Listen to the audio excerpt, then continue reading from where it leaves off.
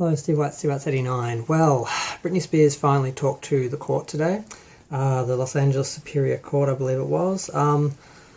It was a bit of a mess. She talked for 23 minutes. The audio, I don't know if it was leaked or if it was released, but it was an open court. There were reporters and people from Entertainment Tonight, and the director from Framing Britney Spears was there.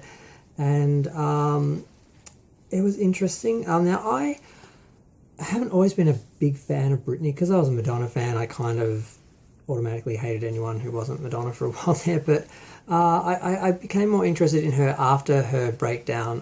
I felt she was very much fake and pop princessy and all that before, and then after that she was a bit more real, and I just started to appreciate her more, and also just consider her more as a human, because I don't think people were really thinking about her, that they weren't very kind to her before her breakdown. I think people realised she was a human being at that point.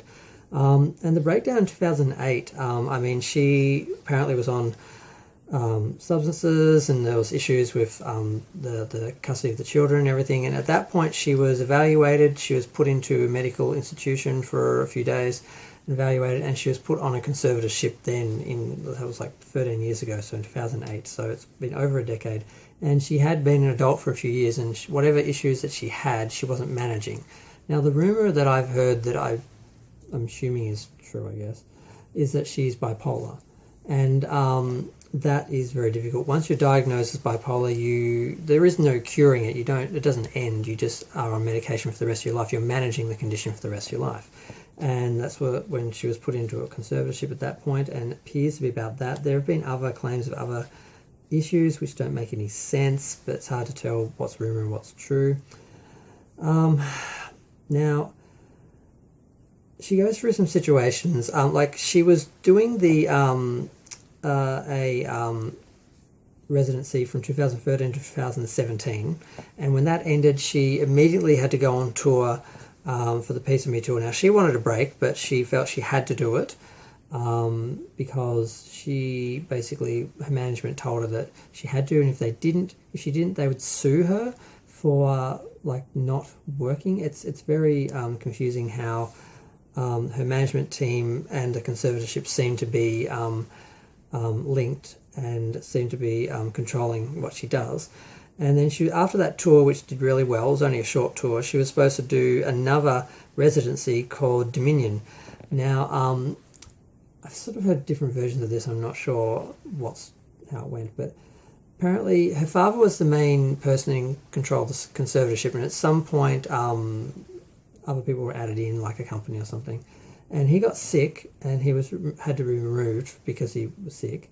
And she said that she was upset, and she was helping him, and she wasn't working because she was helping him, and then she needed time to deal with his illness and so forth.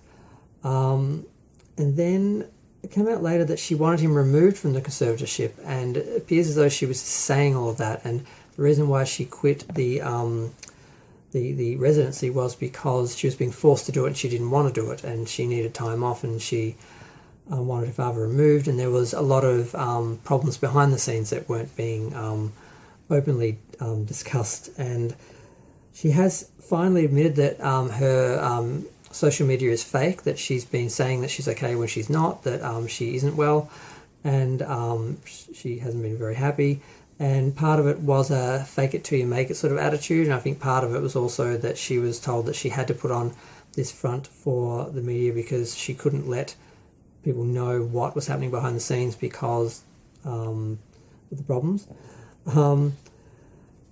So at that point she was doing rehearsals for the residency, and she didn't want to do a particular dance move or something, and according to her, this triggered a power struggle where they basically were saying you're not complying, like that was some part of her conservatorship or therapy or something that she has to perform and do what she's told. And it all seems very confused, whether it's overreach and too many people involved in things, invested in things that they shouldn't be, or whether it's her blaming people.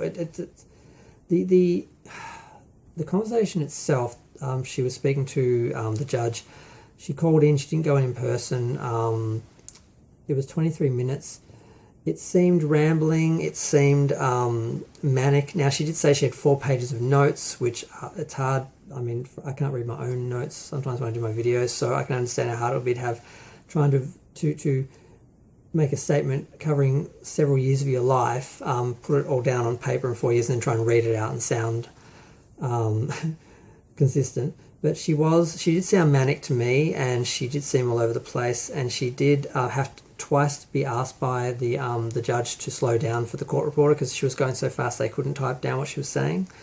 And that was about 15 minutes in the second time she was asked, and she just kept going at the same speed. She eventually was self-conscious enough to realise, I'm still going fast, and slowed down a bit, but not much. She still pretty much was going at the same pace. Now, she alleged a lot of things. Now, she said after she basically refused to do this tour, they put her into a treatment centre, like a rehab centre, but therapy, and she was there for 4 months, held against her will, basically. She was there for... and she was going backwards and forwards between periods and situations, so I felt they were a bit confused. She was saying that she was held basically for 10 hours a day between 9 to 6. She had to sit and do conferences and work. She's basically working for these people, because what I didn't realise is people are paid to do the conservatorship.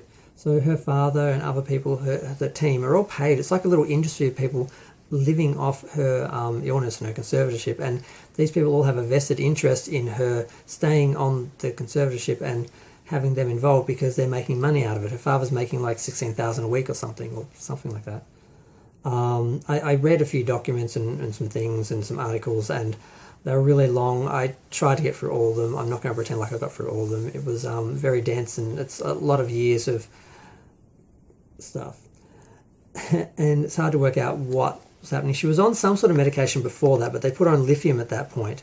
And she said it wasn't good. She felt drunk. She had the side effects because drowsiness is one of the side effects. Sometimes it can affect your kidneys. Sometimes people can't stay on it long. Other people can, because, like I said, when you have bipolar, you have to be medicated for the rest of your life. You have to treat it for the rest of your life. And it sounds like she was put on it and didn't like it. She was on other medications before. But she said some things that weren't accurate. She said that you can only be on it for 5 months and it can affect your mental state, as in damage you mentally. And those aren't really, I don't think those are true. So I'm not sure if she wasn't exaggerating or telling some stories to sort of support her sort of case or argument or claims. But she said she had like daily medication. She had nurses giving her, because I was saying she wasn't taking medication, but she had a nurse doing it every day. They had 6 nurses on her at one point. She said her father, before he put her into the centre, basically he was enjoying it. He basically enjoyed controlling someone as powerful as her, and she was very aggressive and angry about him, and said that he was abusive, and that the team was abusive. They were using her, that she was basically working for the people that she was paying, and it all sounds incredibly messed up. It sounds like people are invested in her conservatorship that shouldn't be. People who are involved in the business side of things are also involved in the conservatorship, or are in cahoots with the conservatorship and her dad, and it does seem pretty messy. And at first I thought she just wanted her dad removed, but she's actually saying she wants to petition for the conservatorship to be ended altogether with no evaluation, which seems incredibly dangerous.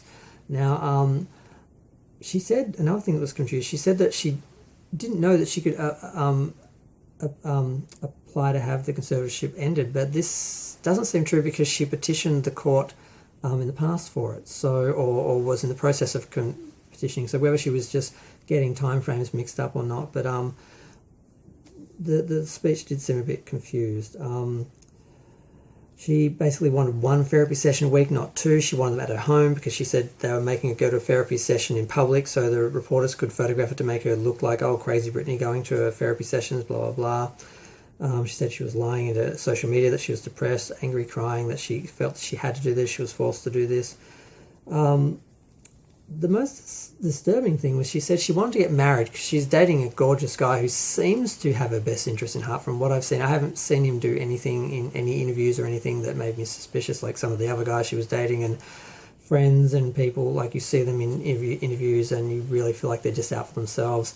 And she wants to get married and she wants to have a child, but she has, I think it's called an IUD, which is inserted, and you have to have removed medically, and they're not allowing her to see a doctor to have it removed so she can have children. Now, if she's on medication, because manic depressive people, they go up and down, they have highs and they have lows, and I guess part of the concern is that she would get depressed enough to kill herself in a low, or that she would get so high that with all her money and power she could do a lot of damage with all that, you know, in a manic phase. So that's why she supposedly doesn't have control of her life in these situations, because of these situations, and why she has to take medication. This is usually the case with bipolar people, and usually manic depressive people, they are in denial. There is this element of the disease which is denial, where they say, there's nothing wrong with me, I'm feeling good, I can stop taking my medication now, which never makes any sense to me, because how do you not intellectually know that yes, you're okay now because you're on the medication, or you're in a medium period, you're not in a high or a low. So that's kind of scary. So she wants to petition to end the conservatorship without evaluation. I think that's kind of dangerous. I think obviously the wrong people are in charge, and the wrong people are in charge of control of the conservatorship and in control of it. People who are too close to her or invested or have toxic relationships with her. It should be like a mutual team that is just in charge, and they're just doing it for her benefit, for based on medical things, not their personal issues or their financial issues or their business issues.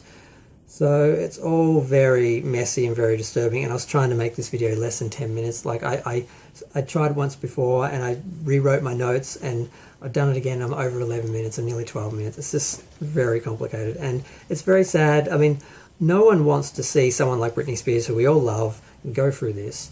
But it may just be the reality that she is sick, and it's not just that she's rebelling against the conservatorship, she's rebelling against the illness. Well, I think some of the people who do have manic depression do.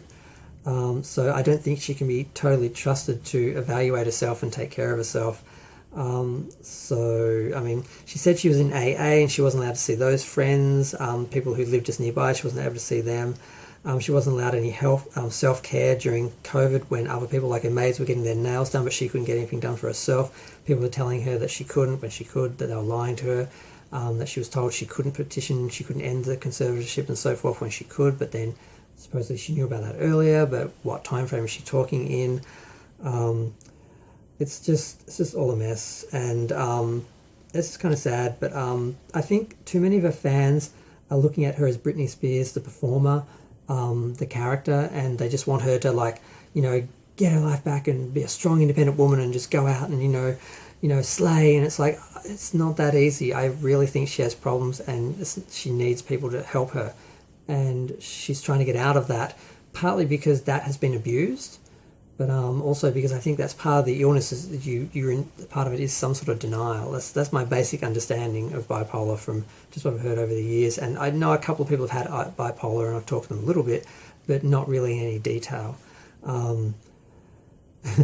including Margot Kidder, who committed suicide. So, I mean, and she was a rich, powerful celebrity with lots of friends, just like Britney, but that's why, these sort of things have to sort of, she didn't want to take medication. She said not. She said not to. I was talking to her personally about stuff, and she said, so that I sort of had that perspective too, of knowing people who've been through this, and it's not as easy as people think. And I don't trust her to evaluate herself, and I don't think her being released from the conservatorship just scot-free to go running wild is the best thing. So I'm a bit concerned about Britney, and I can't believe I'm up to 14 minutes, but damn, it's going to be a 15-minute video.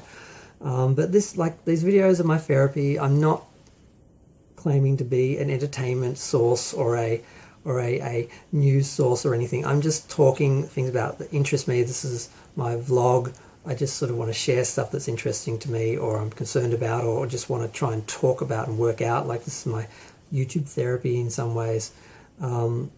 So I'm worried about Britney. I've been worried about her for years. I know I don't know her. She's not a person that I know, but you you get attached to celebrities and people that they're in your life artistically and through social media and entertainment, and you do care about them and you do want the best for them, and when you get a glimpse into their real life and it's not great, you do worry about them. You don't want I want her to be happy. I'd love her to marry this guy and have kids and be happy and all that, but I don't think she can do that alone. I think that's the horrible thing about being mentally ill.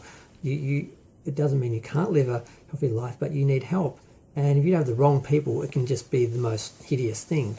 So if they can just get the right people in there with the right balance of everything, and I don't see why this is so hard, except that so many people have a vested interest because of how much money she earns. I think if she was a regular person, this would have been managed much differently, much easier, and normal people have bipolar and manage it every day. So I just want her to have this resolved and live happily ever after with her team and her medication. But I'm going to go because I've talked way too long. Feel free to share, comment, subscribe. Let me know what you think. Thanks. Bye.